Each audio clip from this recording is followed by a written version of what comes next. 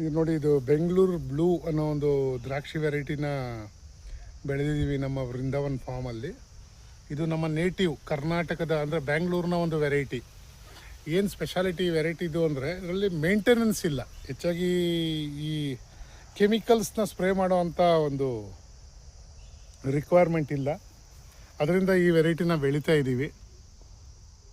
ನೋಡಿ, ಸುಮಾರು 1.5 ವರ್ಷದ ಹಿಂದೆ ತಂದು ನಾವು ಹಾಕಿದಂಥ ಒಂದು ಗಿಡ ಇವತ್ತು ಆಲ್ರೆಡಿ ಈ ಗ್ರೇಪ್ಸ್ನ ಬಿಡ್ತಾ ಇದೆ. ಇಲ್ಲೊಂದು ಗೊಂಚಲು ತೋರಿಸ್ತೀನಿ. ಇದು ಫಸ್ಟು ಸ್ಟಾರ್ಟ್ ಆಗಿದ್ದು ನೋಡಿ, ಫಸ್ಟು ಸ್ಟಾರ್ಟ್ ಆಗಿದ್ದು ಗೊಂಚಲು. ಇನ್ನು ಇದು ನಾವು ಈಗ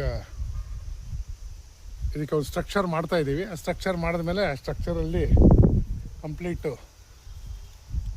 ಇದನ್ನು ಬಿಡ್ತೀವಿ. ಬಿಟ್ಟ ನಂತರ ಈ ನೆಲದಲ್ಲಿ ಹೋಗಿರೋವಂಥ ಎಲ್ಲ ಒಂದು ಏನು ವೇನ್ಸ್ ಇದೆ ಇದರದ್ದು ಅವೆಲ್ಲ ತೆಗಿತೀವಿ.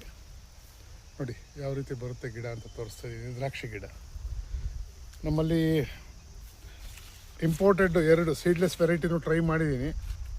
ಆದರೆ ಬೆಂಗಳೂರು ಬ್ಲೂ ಅಲ್ಲಿ ಬಂದಂಥ ಒಂದು ರಿಸಲ್ಟು ತುಂಬ ಚೆನ್ನಾಗಿದೆ. ಇಲ್ಲಿ ನೋಡಿ, ಈ ಥರ ಬರುತ್ತೆ ದ್ರಾಕ್ಷಿ ಗೊಂಚಲುಗಳು. ನೋಡಿ, ಇದಕ್ಕೆ ತುಂಬ ಜನ ತೋರಿಸ್ತಾರೆ ದ್ರಾಕ್ಷಿ ಚಪ್ರ ಇದ್ರೇ ಬೆಳೆಯೋದಕ್ಕಾಗೋದು ಅಂತ. ಆ ಥರ ಏನೂ ಇಲ್ಲ. ಒಂದು ಸ್ಟ್ರಕ್ಚರ್ ಮಾಡಿ ನೀವು ನೋಡಿ ನಾನು ಸಿಂಪಲ್ಲಾಗಿ 2 ಕೋಲ್ ಹಾಕ್ಬಿಟ್ಟು ಮಾಡಿದ್ದೀನಿ. ನೋಡಿ, 2 ಕೋಲ್ ಹಾಕಿ ಮಾಡಿದ್ದೀನಿ. ಇದೊಂದು ಟ್ರಯಲ್ ಮಾಡಿದ್ದಷ್ಟೇ. ನಾವಿದೇನು ದ್ರಾಕ್ಷಿ ಇದೇ ಮಾಡಬೇಕಂತ ಮಾಡಿದ್ದಲ್ಲ, ಒಂದು ಟ್ರಯಲ್ ಮಾಡಿದ್ವಿ. ಟ್ರಯಲ್ ಮಾಡಿದಾಗ ಅದು ರಿಸಲ್ಟ್ ಚೆನ್ನಾಗಿ ಬರ್ತಾ ಇದೆ. ಇದು 1ನೇ ಗಿಡ. ಇನ್ನು 3 ಗಿಡ ಇದೆ ನನ್ನ ಹತ್ರ ಟೋಟ್ಲು ದ್ರಾಕ್ಷಿದು. 3 ಗಿಡ ಹಾಕಿದ್ದೀವಿ ಬೆಂಗಳೂರು ಬ್ಲೂನೇ. ಮುಂದೆ ನಾನು ತೋರಿಸ್ತೀನಿ ಇದು ಯಾವ್ಯಾವ ರೀತಿ ಈಗ ಸ್ಟ್ರಕ್ಚರ್ ಹಾಕಿದ್ಮೇಲೆ ಯಾವ ರೀತಿ ಚೇಂಜ್ ಆಗುತ್ತೆ. ಇದು ನೋಡಿ, ಇದರದ್ದು ಆ ಬಳ್ಳಿಗಳು ಬೆಳ್ಕೊಂಡು ಹೋಗ್ತಾ ಇದ್ದಾವೆ. ಈಗ ನೋಡಿ, ನಾವು ಬಿಟ್ಬಿಡ್ತೀವಿ ಈ ಥರ ಆರ್ಗ್ಯಾನಿಕಾಗಿ ಬಿಟ್ಟಿದ್ದೀವಿ ಈ ತೋಟನೆಲ್ಲ. ಇಲ್ಲೇನು ಹೆಚ್ಚಾಗಿ ನಾವು ಕೆಮಿಕಲ್ಸ್ ಇದು ಯಾವುದನ್ನು ಟಚ್ ಮಾಡಿಸೋದಿಲ್ಲ ನಮ್ಮ ತೋಟದಲ್ಲಿ.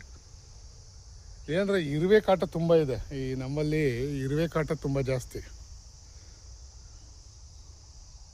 ಈ ಇರುವೆಗಳನ್ನ ಕಂಟ್ರೋಲ್ ಮಾಡಬೇಕು. ಇರುವೆಗಳನ್ನ ಕಂಟ್ರೋಲ್ ಮಾಡಬೇಕಂದಿದ ತಕ್ಷಣ ನಾವು ಕೆಮಿಕಲ್ಗೆ ಹೋಗಬೇಕಾಗುತ್ತೆ. ಕೆಮಿಕಲ್ಗೆ ಹೋದಾಗ ಅದು ಮತ್ತೆ ಅದು ನಮ್ಮ ಸಾಯಿಲ್ ಕ್ವಾಲಿಟಿ ಕೆಡೋದ್ರಿಂದ ನಾವು